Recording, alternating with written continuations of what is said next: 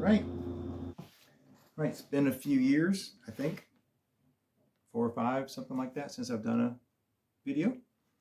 So just want to talk about today something that's gone on. I got some new thoughts. I'm going to get a few more out hopefully soon. A few thoughts of what's going on in our culture with magic. Exodus 7, verse 11. Then Pharaoh also called the wise men and the sorcerers, now the magicians of Egypt. They also did in like manner with their enchantments. Talking about there when Moses was doing miracles, or God was doing miracles through Moses. And the sorcerers and magicians were able to do something similar. They were able to mimic some of the plagues. It's important to notice they couldn't take any of them away. They were just doing the same plagues, which weren't helping. Exodus 8:7. And the magicians did so with their enchantments and brought up frogs upon the land of Egypt.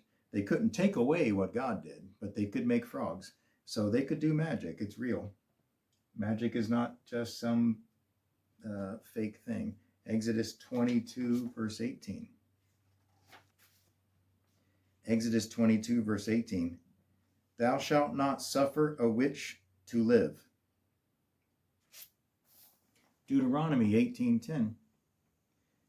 There shall not be found among you any one that maketh his son or his daughter to pass through the fire, or that useth divination, or an observer of times, or an enchanter, or a witch, or a charmer, or a consulter with familiar spirits, or a wizard, or a necromancer. For all that do these things are an abomination unto the Lord.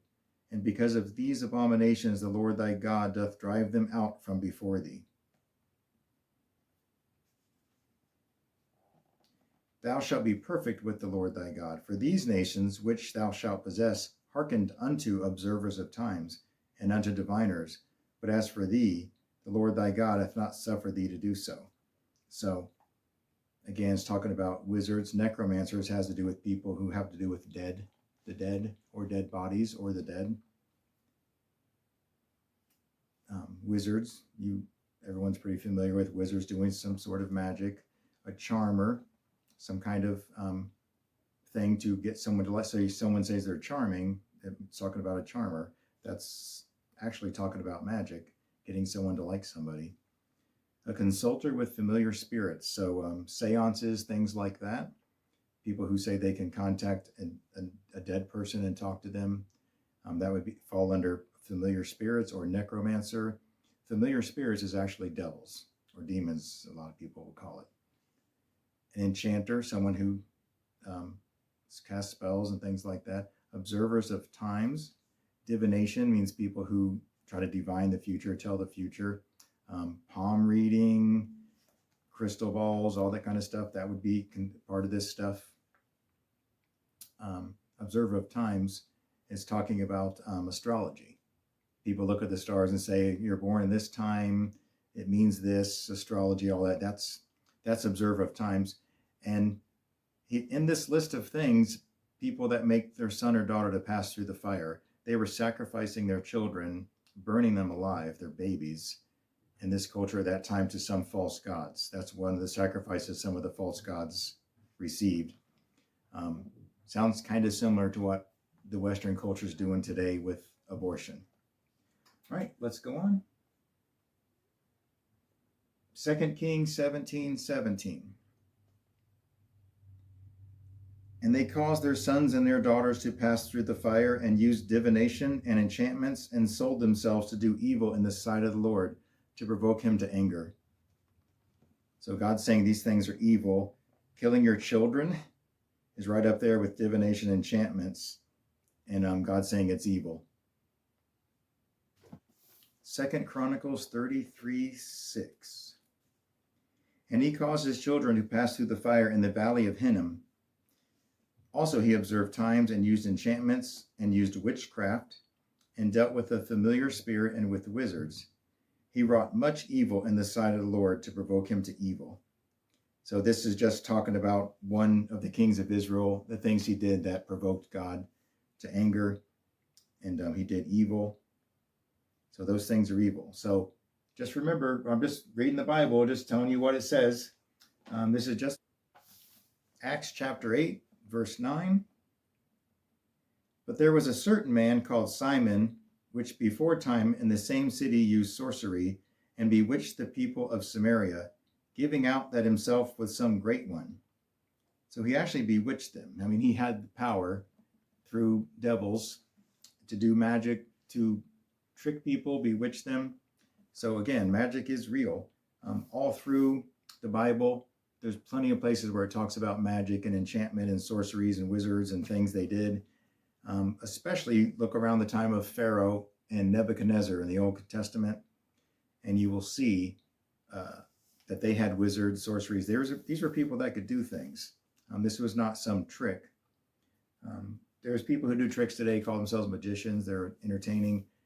Then there are real people who are witches, sorcerers, warlocks, whatever you want to call them. Galatians 5:20. Now the works of the flesh are manifest, which are these: adultery, fornication, uncleanness, lasciviousness, idolatry, witchcraft, hatred, variance, emulations, wrath, strife, seditions, heresies, envyings, murders, drunkenness, revelings, and such like, and of the which I tell you before, as I have also told you in time past, that they which do such things shall not inherit the kingdom of God. Revelations 9:21 is talking about the people that'll be here on earth during the tribulation, when God's going to send down horrible plagues and things are going to happen. It's going to be really bad if you're here. It's a 7-year time after the people that are believers are taken up to be with Jesus. In 7 years, the Antichrist will be here.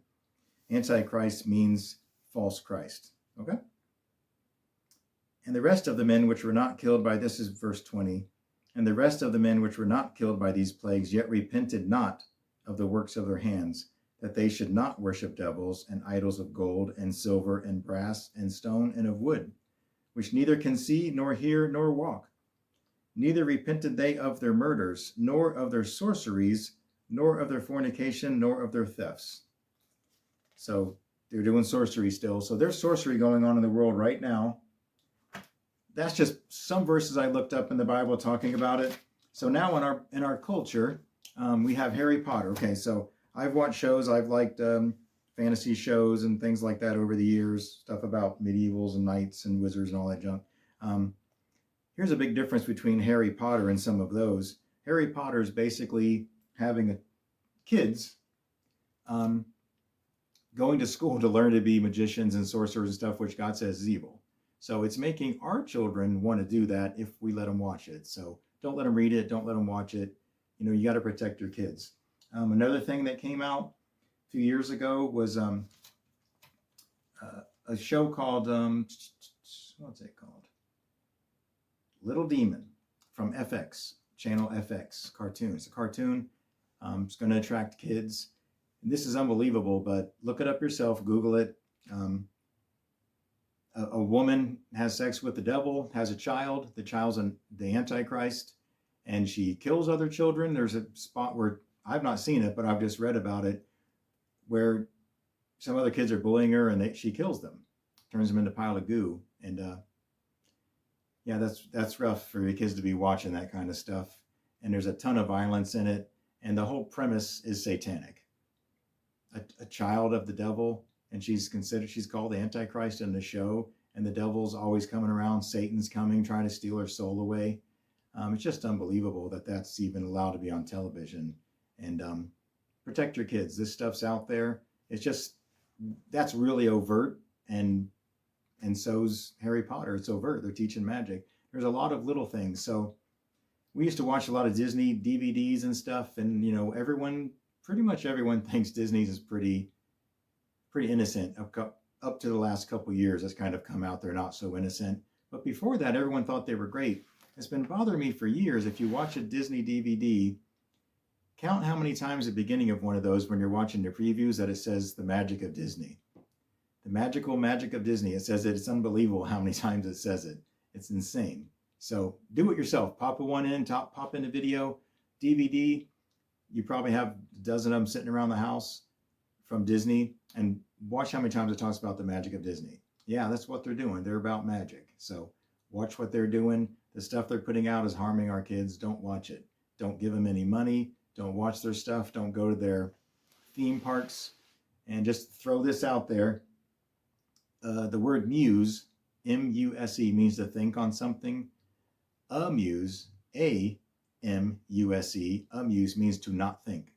So if you go to an amusement park, they want you to not think. Go there, spend your money, be brainwashed. Don't let your kids watch this stuff. Keep them safe. Christians, it's up to you to take care of your own children. So if you think Disney's innocent, one of the things, just think about this. Go look it up yourself. One thing Disney did years ago, their first big, I don't even know when it was. I think it was like 1920s or 30s. I've actually seen parts of it before. It's pretty boring, but Fantasia, the first big Mickey Mouse movie, cartoon, no talking. He's a wizard. And the whole time he's just making visual things, doing magic. And that's Disney telling you what they're about. They're about getting your kids into magic. So avoid them.